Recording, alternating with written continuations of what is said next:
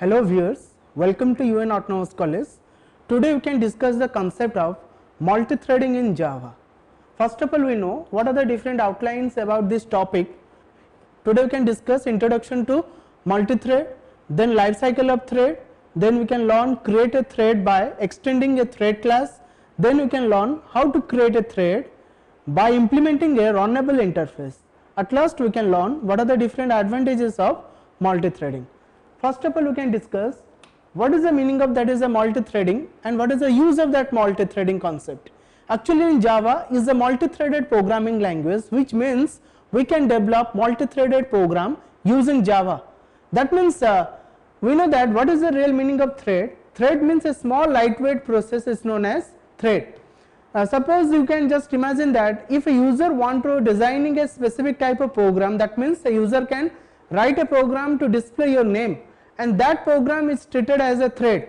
If a user want to make a multi-threading program, that means whenever a single program is executed concurrently, the related connected programs are executed in a specific main type of threading program, which is discussed in that slide. Let us focus on that slide.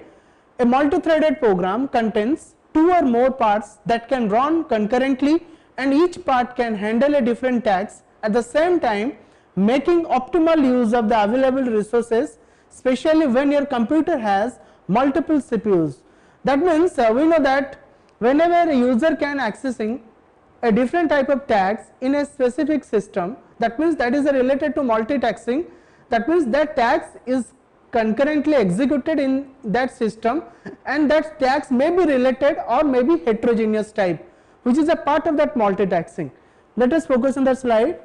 By the definition of multitasking is when multiple processes share common processing resources such as a CPU, as well as you can say the multi-threading extends the idea of multitasking into applications where you can subdivide specific operations within a single application. That means due to the presence of multi-threading concept, we are getting an interactive environment in our computer system. Due to the presence of multi-thread, we can design multiple applications, and that type of applications are concurrently executed in our system. And due to that concurrent process of different type of tasks, it can provide different type of results in a single time.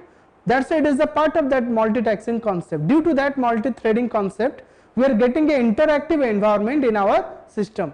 So the multi-threading concept, it is gives a dynamic approach to every type of application software environment. Like just you can think about an example, whenever user want to play a game, in that time user can also easily download a specific type of any type of applications from internet, as well as in that time also user can write any document or typing any text in that with the help of that Microsoft Word in our computer system. Now we can discuss the concept that is known as life cycle of thread. We know that a thread can be in one of the 5 states. According to Son, there is only 4 states in thread life cycle in Java: new, runnable, not runnable, or we can say terminated. There is no running state, but for better understanding the threads, we are specially explaining the 5 states. Like what are the 5 states? Like new, runnable, then running state, and means non-runnable state, which is a part of that block state. Last one is a terminated. Let us discuss the concept of operating system that is relevant to process. In a process life cycle is also related to our multi-threading concept.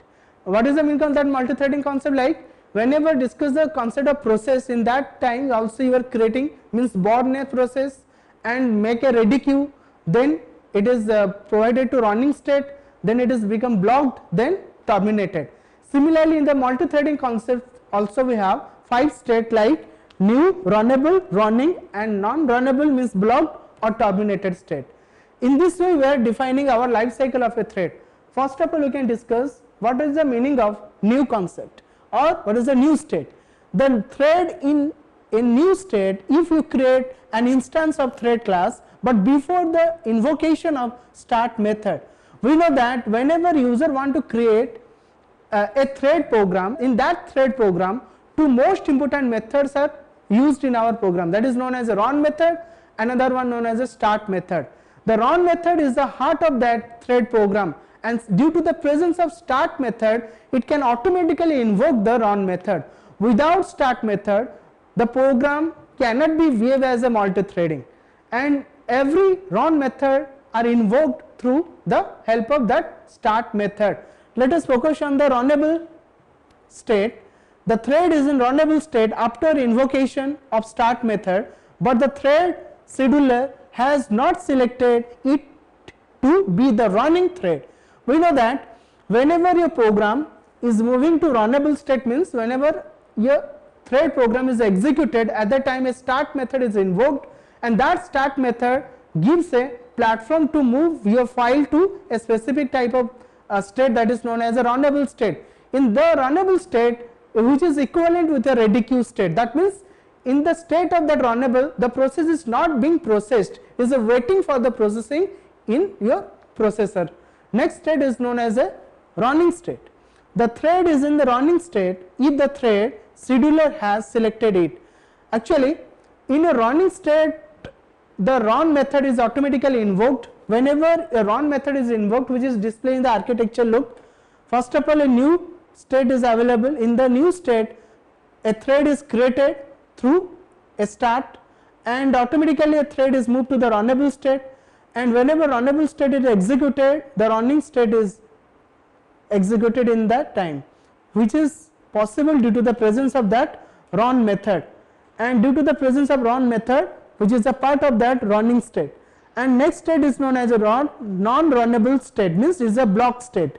This is the state when the thread is still alive but is concurrently, or you can say but is currently not eligible to run.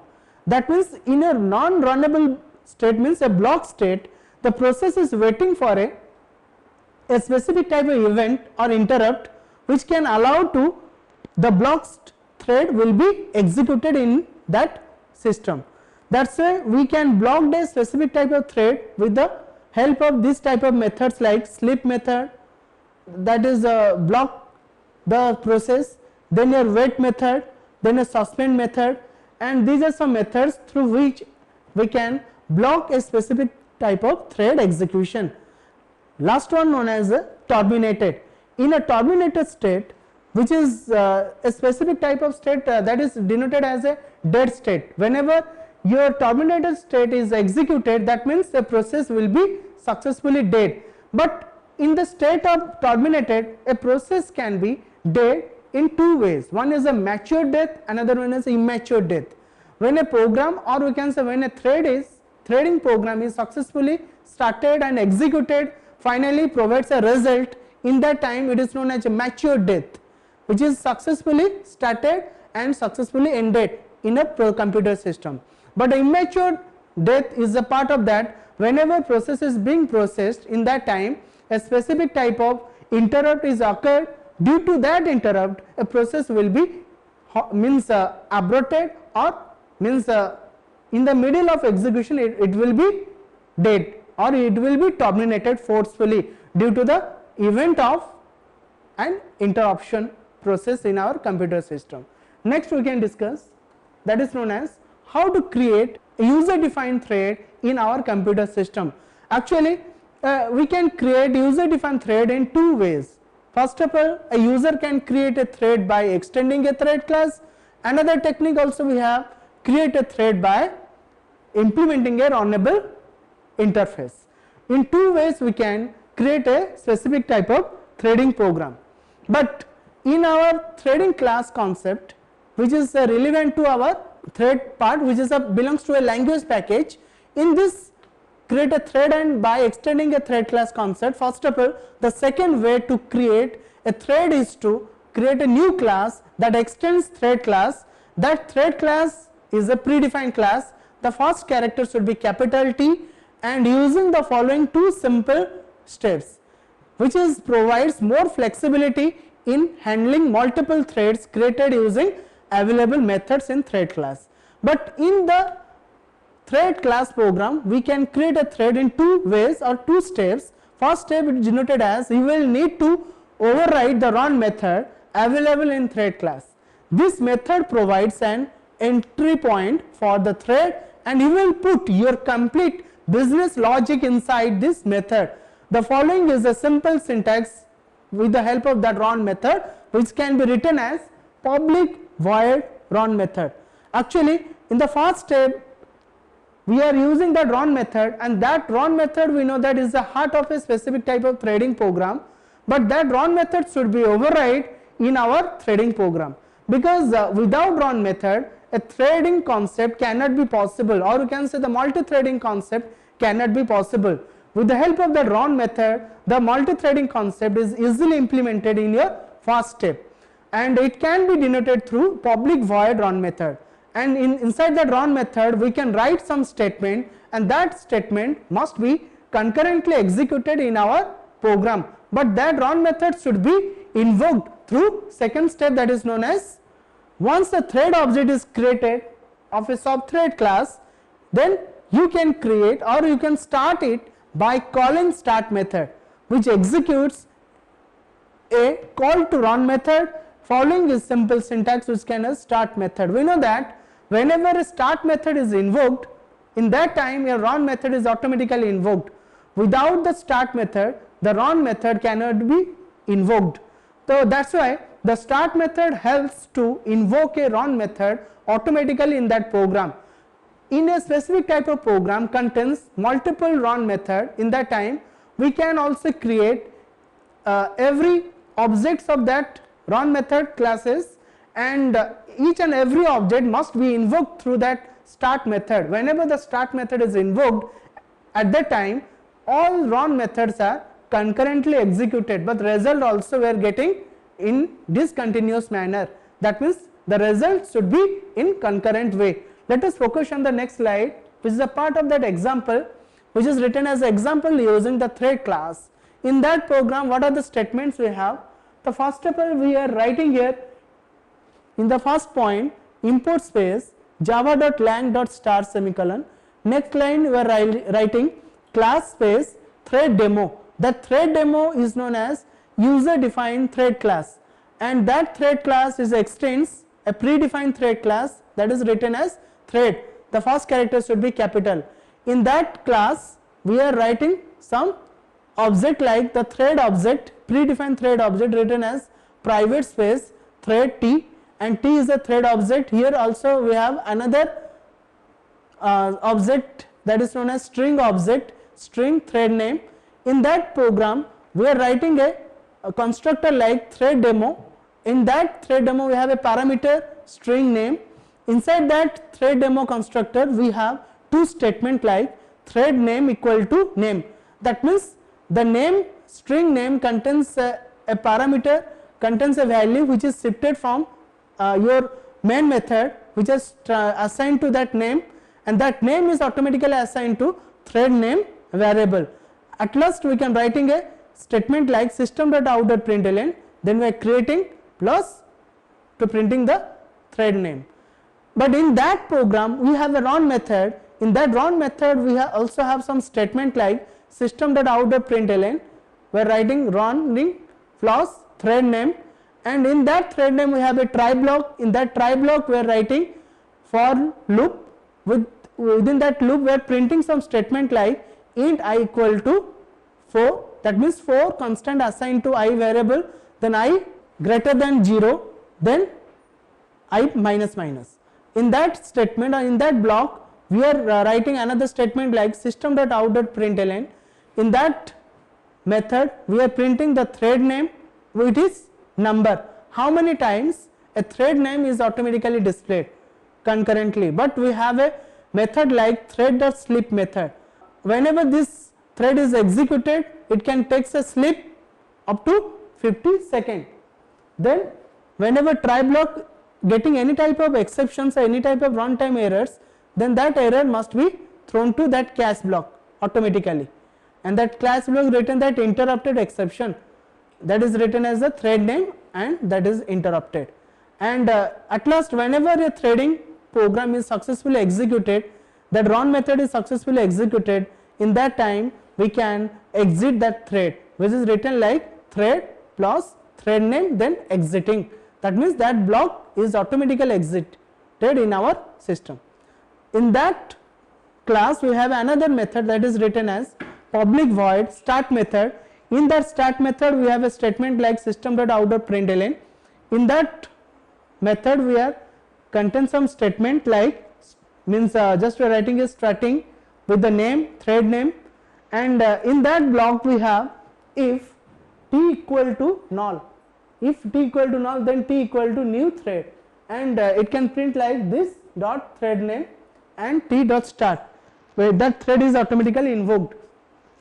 Then finally it is a part of that thread demo concept, and in that program we can write here public class with a class name that is written as thread test thread, and in that class we have a main method string args.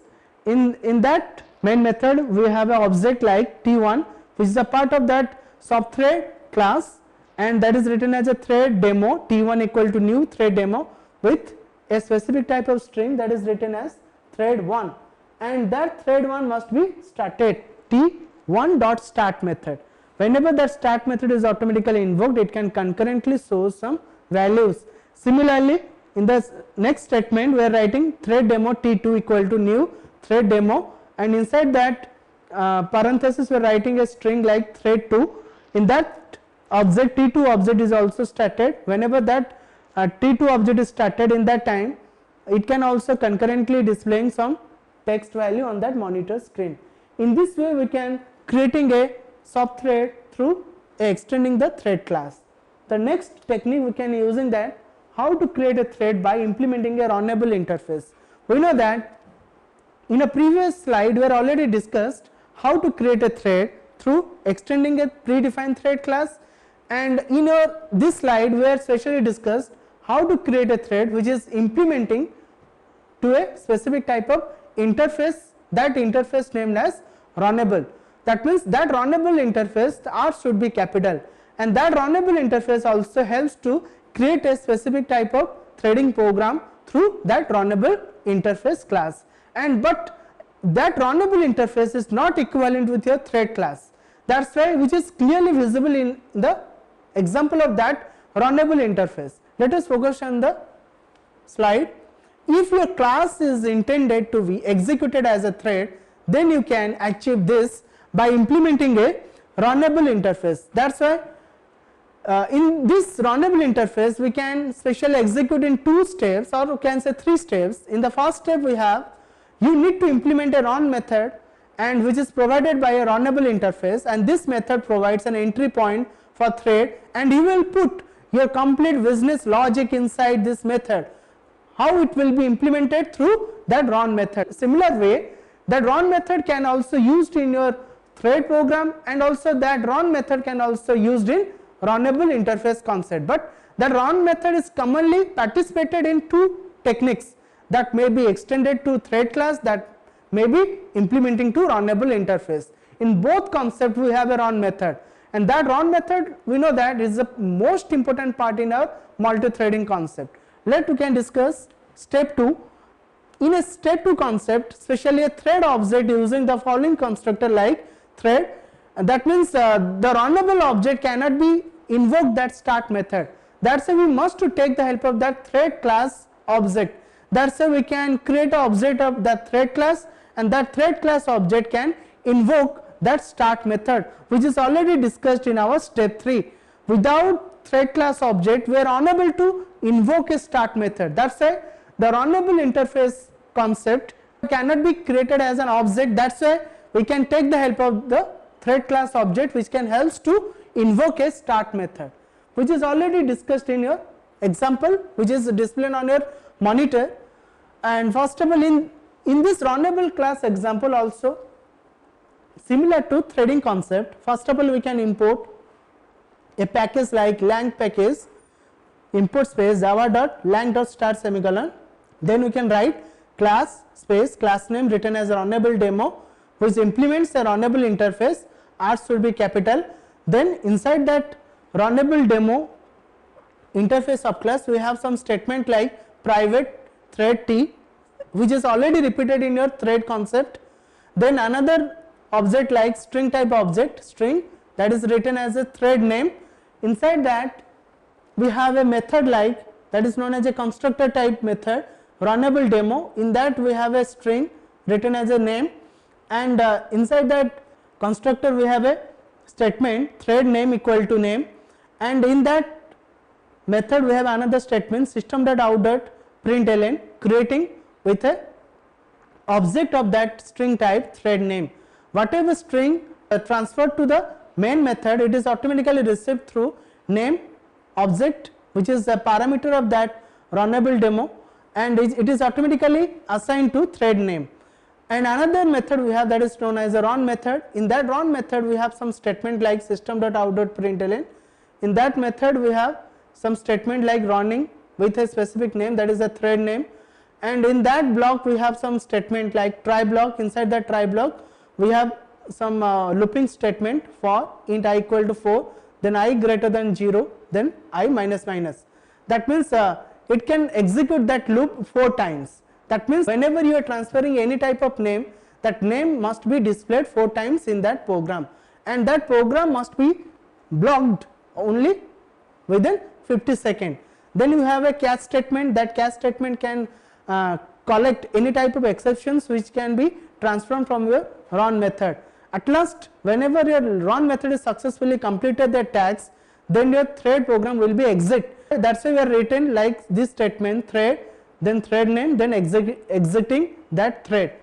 In that block also we have another method that is written as a start method. In that start method we have some statement like system.out.println starting with the thread name which is received from that constructor, and if t equal to null, that means the thread object does not contain any reference value, then the t equal to new thread and this dot thread name. That means we are forwarding 2 type of parameter like this. This means the calling object of the runnable part, and the t dot start method. In that time the start method is automatically invoked through the thread object. And next part we can discuss like the public class name written as a test thread, and in that test thread we have a main method that is written as public static void main. In that public static void main we have a parameter string args. In that main method we have 2 statement like runnable demo r1 equal to runnable demo with parameter like thread1, and that r1 dot start method is automatically invoked.